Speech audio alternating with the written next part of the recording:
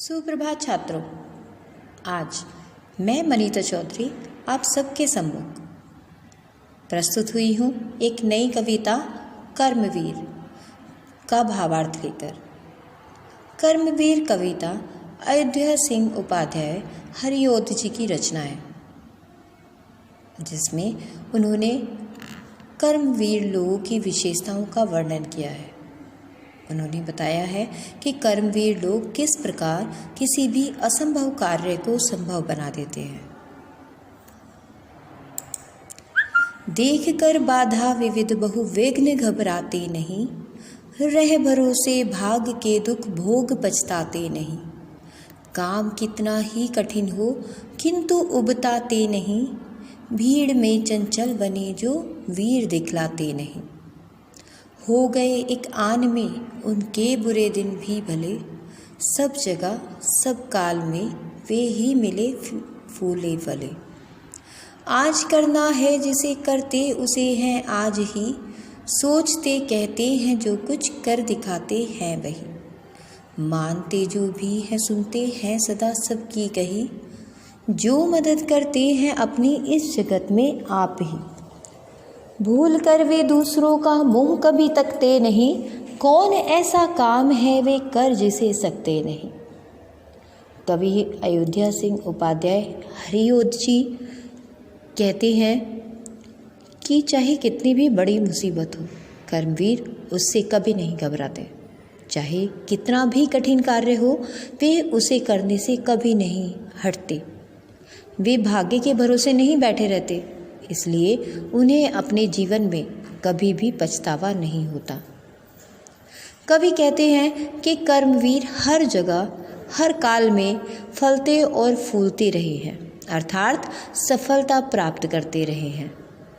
उनमें ऐसे गुण हैं कि एक ही क्षण में उनका बुरा समय भी अच्छा बन जाता है। कैसी भी विपत्ति आ जाए, वे उस समय घबराते नहीं हैं और कठिन से कठिन काम हो तो भी वे परेशान होकर उसे नहीं छोड़ते।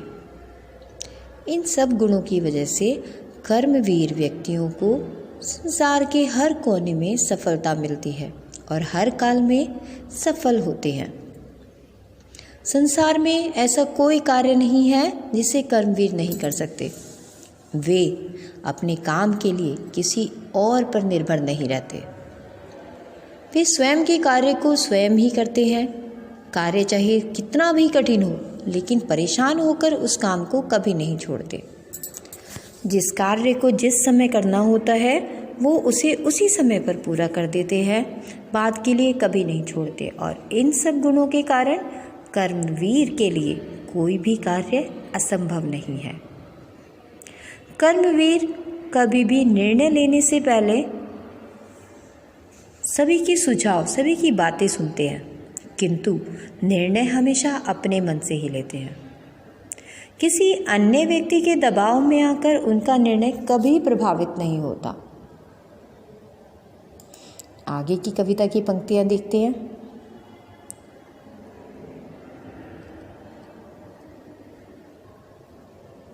जो कभी अपने समय को यूं बिताते हैं नहीं, काम करने की जगह बातें बनाते हैं नहीं। आजकल करते हुए जो दिन गंवाते हैं नहीं, यत्न करने से कभी जो जी चुराते हैं नहीं। बात है वह कौन जो होती नहीं उनके लिए, बात है वह कौन जो होती नहीं उनके लिए, वे नमूना आप बन जाते हैं औरों के लिए।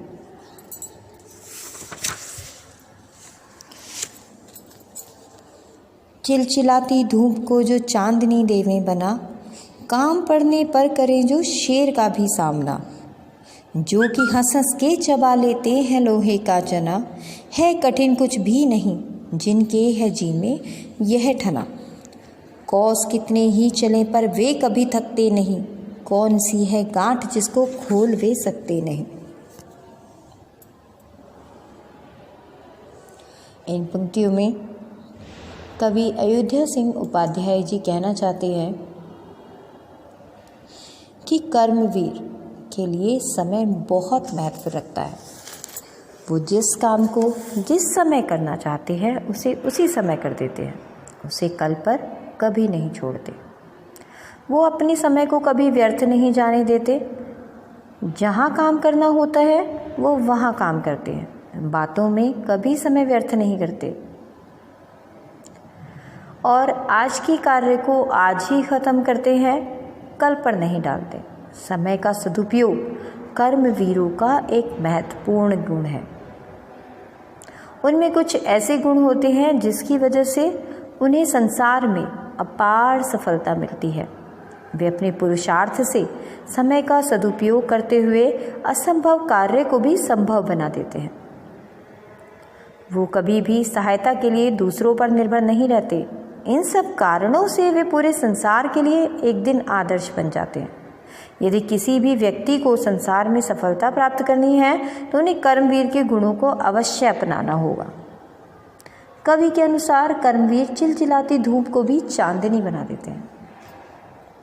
काम पड़ने पर शेर का सामना करने के लिए भी तैयार हो जाते हैं और हंसते हंसते वे लोहे के चने चबा लेते हैं। लोहे का चना चबाना यानी कठिन से कठिन कार्य को भी कर देना। चाहे कितनी भी दूर चलना पड़े, कर्मवीर कभी नहीं थकते और संसार में ऐसी कोई गांठ यानी ऐसा कोई रहस्य नहीं जो उनसे ना खुल पाए। गांठ खुलने का मतलब है समस्याओं का हल निकालना।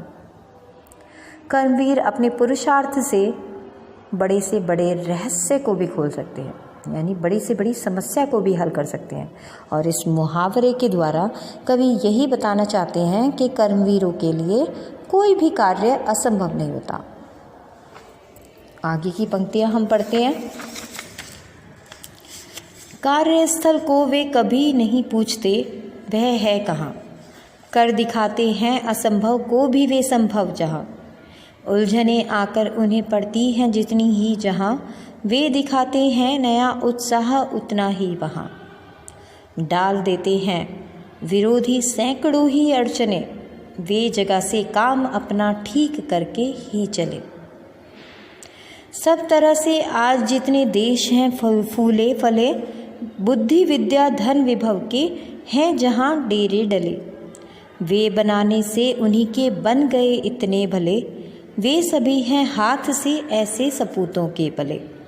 लोग जब ऐसे समय पाकर जन्म लेंगे कभी, देश की और जाति की होगी भलाई भी तभी। यहाँ पर अयोध्या सिंह उपाध्याय जी कर्मवीरों की विशेषता बताते हुए कहते हैं कि वे कभी भी अपने किसी भी कार्य के लिए कार्यस्थल नहीं खोजते।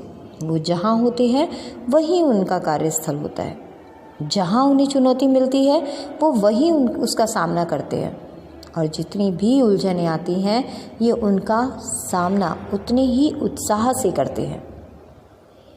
चाहे इनके विरोधी, इनके दुश्मन इनके सामने कितनी भी अड़चनें डालें, कर्मवीर उस जगह से अपना काम किए बिना नहीं टलते। इसलिए कर्मवीरों के लिए कार्यस्थल की कोई सीमा नहीं। जहाँ उन्हें संकट या चुनौती मिले वे उसे ही अपना कार्यस्थल बना लेते हैं। वर्तमान समय के विकसित और संपन्न देश हमेशा से संपन्न नहीं थे। वहाँ कर्मवीरों ने जन्म लिया और अपने हाथों से अपने देश का भविष्य बनाया। देश के विकास को एक नई गति दी। देश को बुद्धि, विद्या, धन, वैभव का भंडार बनाया और आज कर्मवीरों के पुरुषार्थ से ही वे देश इतने संपन्न और विकसित है। देश को ऐसे व्यक्तियों की आवश्यकता है जो कर्म के लिए अपने जीवन को समर्पित कर सके और जो अपने पुरुषार्थ से देश का भविष्य बनाए। देश को बुद्धि, विद्या, धन, वैभव का भंडार बनाए और जब ऐसे लोगों का जन्म देश में होने लगेगा तो देश की और मनुष्य जाति की भलाई तभी होगी।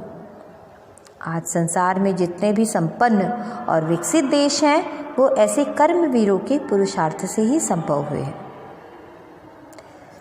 अर्थात इस अंतिम खंड में, पद्य खंड में कवि यही संदेश देना चाहते हैं कि संसार में यदि प्रगति करनी है तो हमें पुरुषार्थ अवश्य करना होगा।